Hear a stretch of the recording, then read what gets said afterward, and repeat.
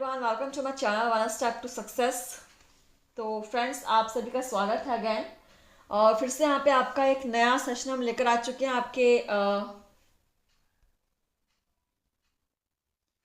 आपके बाल विकास एवं चाइल्ड पेडागोजी के यहाँ पर क्वेश्चंस के सीरीज आपको प्रोवाइड कराए जा रहे हैं। सो यहाँ पे एक नया सेशन हम स्टार्ट कर रहे हैं। जितने भी आपके पूरे इंडिया में जितने भी टीचर एलिजिबिलिटी टेस्ट के एग्ज़ाम होते हैं, जैसे आपके S TET, M P TET, C TET, REET, उसके बाद जे टेट, एस टेट, हर तरह के एग्ज़ाम्स के आप यहाँ पे तैयारी कर सकते हो टेट के लेवल की। ठीक है, तो चलिए देखते हैं आज आपके चाइल्ड पेडागोजी, चाइल्ड डेवलपमेंट के यहाँ पर क्या क्वेश्चंस हम लेकर आए हैं। और सेशन आपके आज से स्टार्ट हो रहे हैं, तो चलिए स्टार्ट करते हैं सेशन को। पहला क्वेश्चन है आपका, अधिगम संबंधी कठिनाइयों और कमियों के स्वरूप का निर्धारण होता है। ऑप्शंस है मानकीकृत परीक्षण से, बुद्धि परीक्षण से, निदानात्मक परीक्षण से या वास्तुनिष्ठ परीक्षण से।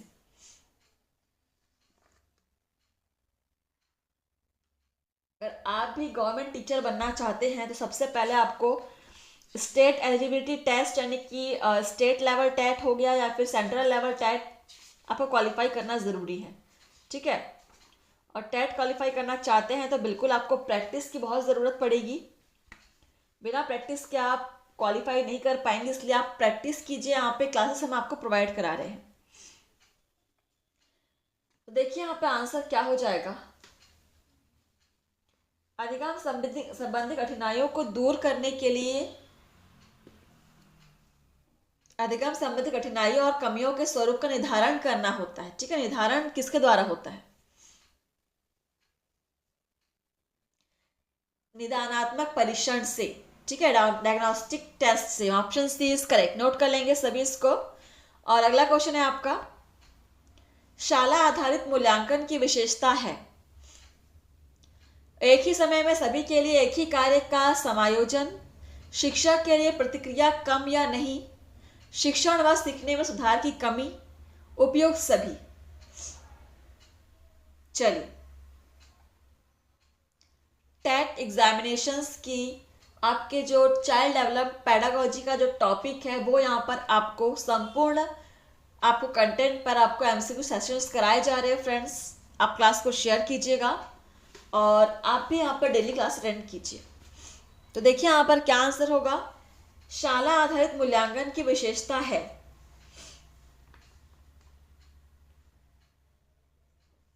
शिक्षण के लिए प्रतिक्रिया कम या नहीं, शिक्षण व सीखने में सुधार की कमी, और एक ही समय में सभी के लिए एक ही कार्य का समायोजन। ये सभी आंसर आपके मूल्यांकन की विशेषता में आ जाते हैं। ठीक है, तो यहाँ पे आंसर हो जाएगा आपका ऑप्शन डी, उपरोक्त सभी हो जाएगा। आप चाहे तो क्वेश्चन को नोट भी कर सकते हो।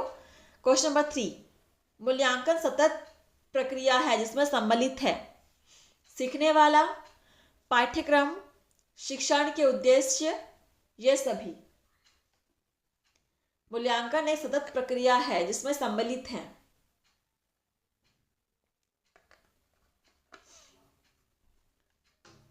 मूल्यांकन एक सतत प्रक्रिया है और इसमें सम्मिलित होते हैं, ये सभी सम्मिलित हैं। ठीक है, सीखने वाला भी, पाठ्यक्रम भी और शिक्षण के उद्देश्य भी। अगेन आपका ये सभी option D is correct. Question number है आपका 4, समावेशित शिक्षा से अभिप्राय है अनुसूचित जाति तथा अनुसूचित जनजाति के बच्चों की शिक्षा, अपंग एवं सामान्य बच्चों की एक साथ शिक्षा, बहुकोटि विन्यास द्वारा शिक्षा, अल्पसंख्यक बच्चों की शिक्षा। समावेशित शिक्षा से क्या अभिप्राय है? अभी तक आपके जितने भी सारे टेट के एग्जाम्स हुए हैं सभी के प्रीवियस ईयर क्वेश्चंस भी आपको यहाँ मिल जाएंगे। तो समावेशित शिक्षा से अभिप्राय है बहुकोटि विन्यास द्वारा शिक्षा।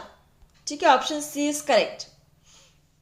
चलिए, नेक्स्ट हमारा क्वेश्चन नंबर 5, पुरस्कार की अधिगम में महत्वपूर्ण भूमिका है, यह मुख्य विशेषता किस अधिगम उपागम की है?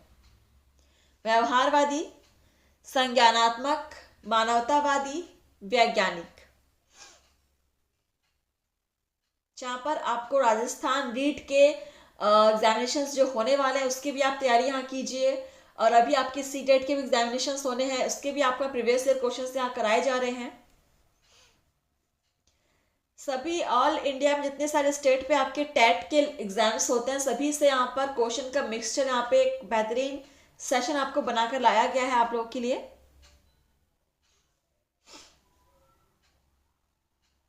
तो पुरस्कार की अधिगम में महत्वपूर्ण भूमिका है, और यह उपागम किसकी विशेषता है? व्यवहारवादी। ठीक है, यह व्यवहारवादी अधिगम उपागम की विशेषता है, नोट कर लेंगे।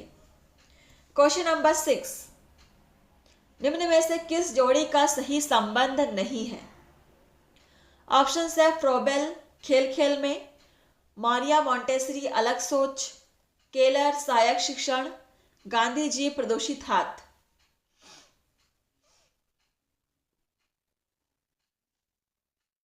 एक तरफ आपके कुछ लोगों के नाम दिए हैं, कुछ फेमस लोगों के नाम, दूसरी तरफ कुछ यहाँ पर चीजें बताई गई हैं जिसका संबंध अगर है तो सही, नहीं है तो वो गलत हो जाएगा।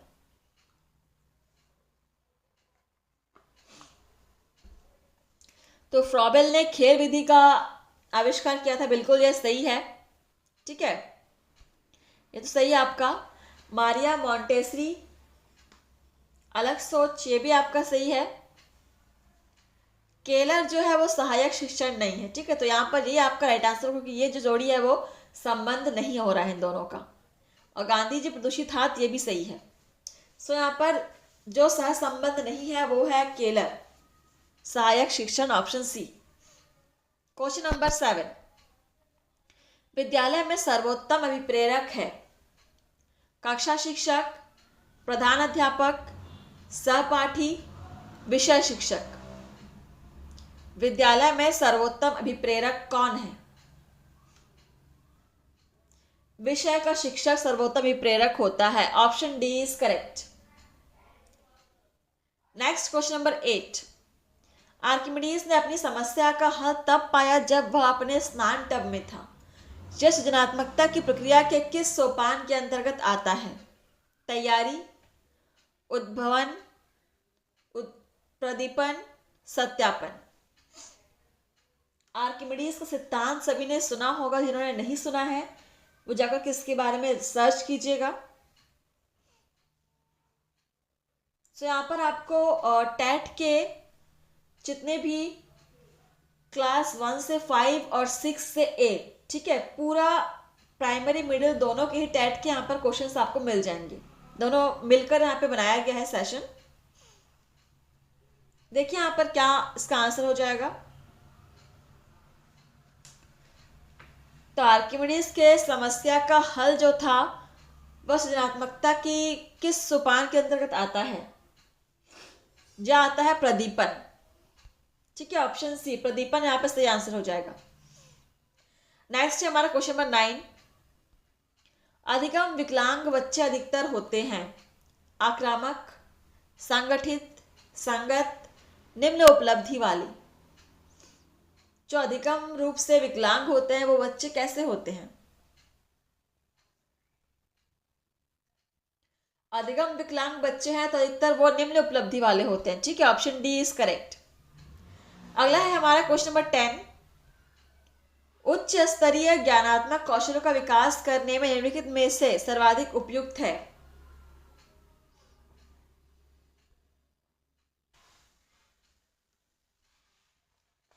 आंसर कीजिएगा और क्वेश्चन को बिल्कुल नोट कर लीजिए। चाइल्ड डेवलपमेंट पेडागोजी के मोस्ट इंपॉर्टेंट क्वेश्चन सीरीज। उच्च स्तरीय ज्ञानात्मक कौशलों का विकास करने में निम्नलिखित में से सर्वाधिक उपयुक्त क्या है? खोज अधिगम सबसे उपयुक्त है, खोज अधिगम, ऑप्शन डी इज करेक्ट।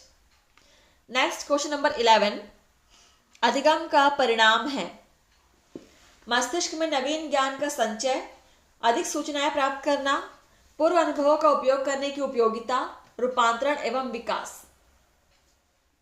क्या है अधिगम का परिणाम?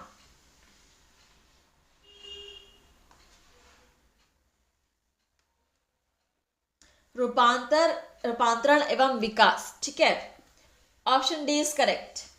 क्वेश्चन नंबर 12, वस्तुनिष्ठ प्रकार के परीक्षणों में विद्यार्थी क्या करते हैं? ऑप्शन है, चयनित विषय वस्तु का अध्ययन करते हैं, पूर्ण रूप से विषय वस्तु का अध्ययन करते हैं, कम थकान अनुभव करते हैं, लेखन शैली एवं भाषा से प्रभावित करते हैं। वस्तुनिष्ठ प्रकार के परीक्षण में विद्यार्थी लेखन शैली का तो उपयोग कर नहीं सकता, ठीक है, तो यहाँ पे ऑप्शन डी को तो ऐसे काट दो। कम थकान का अनुभव करते हैं, ऐसा कुछ जरूरी नहीं है। चयनित विषय वस्तु का अध्ययन करते हैं, इसको भी काट दीजिएगा। अब बी और सी में सबसे बेहतर आंसर आपको क्या लग रहा है? बिल्कुल, पूर्ण रूप से विषय वस्तु का अध्ययन करते हैं, तभी वो वास्तविक क्वेश्चन को सॉल्व कर पाएंगे। Option B is correct. Question number 13, प्रतिभा संपन्न बालकों की नकारात्मक विशेषता है? प्रतिस्पर्धा रखने की प्रवृत्ति, जोखिम लेने की प्रवृत्ति, उपलब्धि उन्मुख, कभी कभी अधीरता तथा ध्यान केंद्रित ना करना। प्रतिभा संपन्न बालकों की नकारात्मक विशेषता क्या है?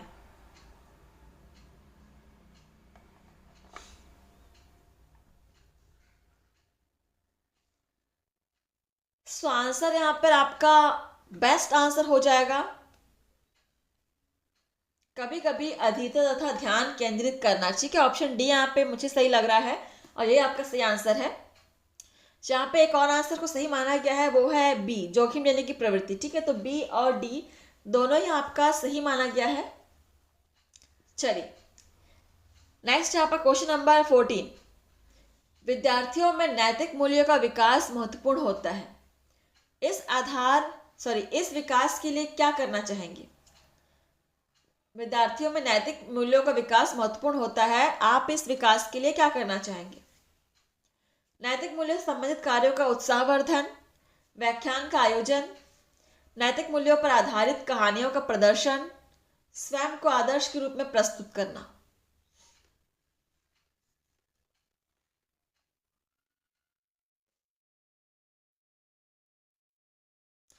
विद्यार्थियों में नैतिक मूल्यों के विकास के लिए सबसे बेहतर तरीका है कि शिक्षक स्वयं को आदर्श के रूप में प्रस्तुत करें। Option D is correct.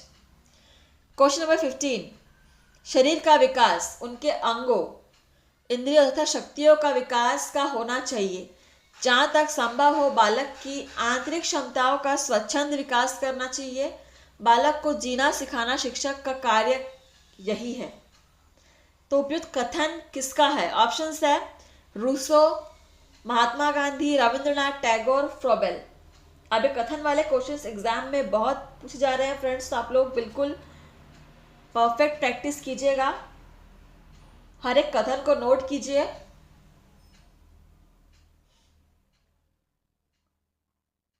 सो ये जो कथन था वो किसका था?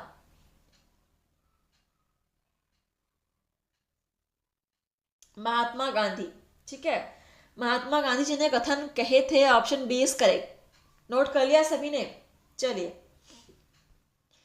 क्वेश्चन नंबर 16, शारीरिक विकास का क्षेत्र है स्नायुमंडल, मांसपेशियों की वृद्धि, एंडोक्राइन ग्लैंड्स, उपयुक्त सभी।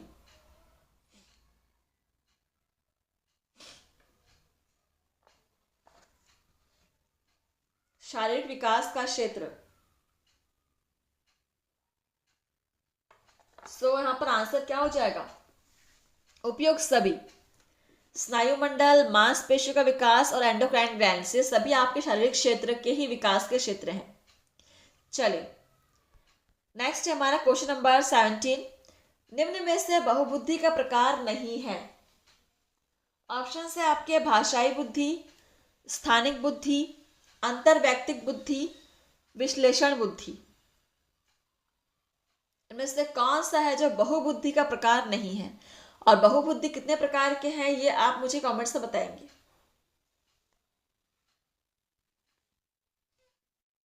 देखिए यहां पर विश्लेषण बुद्धि जो है वो बहुबुद्धि का प्रकार नहीं है, बाकी ए, बी और सी तीनों ही बहुबुद्धि के प्रकार में आते हैं।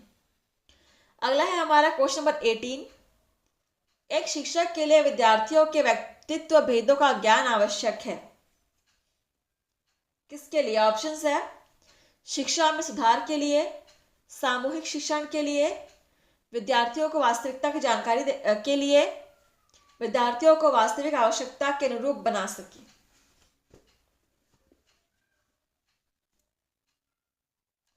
तो एक शिक्षक के लिए विद्यार्थियों के व्यक्तित्व भेदों का ज्ञान क्यों आवश्यक है?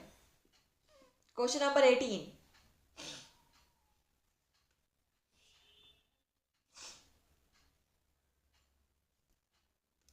यहाँ पे सबसे बेहतर आंसर हो जाएगा विद्यार्थियों को वास्तविकता की जानकारी के लिए। ठीक है, option C is correct. Next question number 19। अगर शिक्षक बच्चों को कक्षा से बाहर मिट्टी में खेलता पाता है तो बच्चों को समझाकर अपनी पाठ योजना के उद्देश्यों को पूरा करें, एक नए उद्देश्यों के साथ उस पल को यादगार बनाएं, बच्चों को उनकी रुचि के अनुसार खेलने दें, या बच्चों का अनुशासन सिखाएं। चारों ऑप्शंस आपके सामने हैं, पढ़ के आंसर कीजिए और आप सभी क्लास को शेयर कीजिएगा। ठीक है, जितने भी यहाँ पर टीचर एलिजिबिलिटी टेस्ट की तैयारी कर रहे हो, आप किसी भी स्टेट से बिलोंग करते हो या फिर आप सी टेट की तैयारी कर रहे हो, यहाँ पर आपको हर तरह के टेट के एग्जाम्स की तैयारी कराई जा रही है। लाइक आपका UP TET, CG TET, super TET, J TET, HP TET. चलिए, अगर शिक्षक बच्चों को बाहर मिट्टी में खेलता पाता है तो उसे एक नए उद्देश्य के साथ उस पल को यादगार बनाना चाहिए। Option B is correct. Question number 20। एक बालक को अधिगम हेतु अभिप्रेरित करने का सर्वोत्तम तरीका है उसके गर्व एवं आत्मसम्मान की भावना को जांचना, उसके पास पूर्व से उपस्थित प्रेरकों को सही दिशा देना, उसे असफलता अथवा दंड के द्वारा डराना, उसे प्रशंसा के द्वारा लुभाना। क्या होगा इसका आंसर? एक बालक को अधिगम के लिए अभिप्रेरित करने का सर्वोत्तम तरीका क्या हो सकता है? उसके पास पूर्व से उपस्थित प्रेरकों को सही दिशा देना। ऑप्शन बी इज करेक्ट, सबसे परफेक्ट आंसर। आई होप सभी को क्लास में क्वेश्चन समझ में आ रहे होंगे। Question number 21। प्रभावी अधिगम हेतु अधिगम कार्य को होना चाहिए पुरस्कार, रुचिकर, अधिगमकर्ता की परिपक्वता स्तर के अनुरूप, अधिगमकर्ता की परिपक्वता स्तर से कम।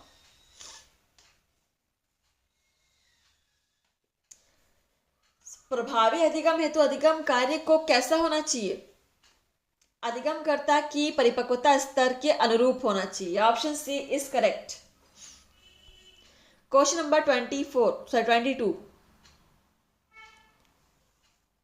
सोच की प्रक्रिया जिसमें विचारों की उत्पत्ति या नए और मौलिक और लाभप्रद विचार समाहित हो कहा जाता है रचनात्मकता, नवाचार, बुद्धिमत्ता, सिनेक्टिक्स। क्या कहेंगे इसको? सोच की ऐसी प्रक्रिया जिसमें विचारों की उत्पत्ति या नए और मौलिक और लाभप्रद विचार समाहित हो।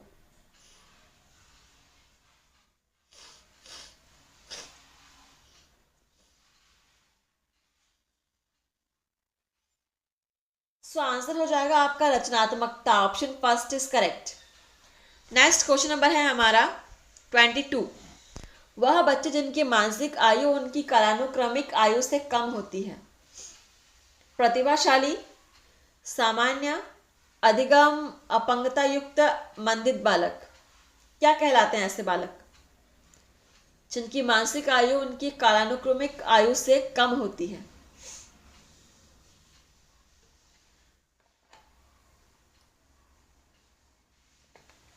ऐसे बालक को हम मंदित बालक कहते हैं। Option D is correct. Next question number 24, आज का लास्ट क्वेश्चन है। बच्चों के निष्पादन को प्रभावित करने वाला शाला से संबंधित सबसे प्रमुख कारक? पाठ्यक्रम का विकास, शिक्षकों की वेतन में वृद्धि, सतत मूल्यांकन, दृश्य श्रव्य सामग्री। सो आप सभी मुझे कमेंट से बताएं कि आपने कितने क्वेश्चन सॉल्व किए हैं, और डेली आप लोग प्रैक्टिस कीजिएगा यहाँ पर, ठीक है। आपको अलग अलग टॉपिक्स पर हम यहाँ पर डेली क्लासेस प्रोवाइड कराएंगे। सो राइट आंसर हो जाएगा हमारा सतत मूल्यांकन, ठीक है। Option C is correct. तो चलिए सेशन को यहाँ पर समाप्त करते हैं और मिलते हैं नए सेशन में। थैंक यू, धन्यवाद फ्रेंड्स।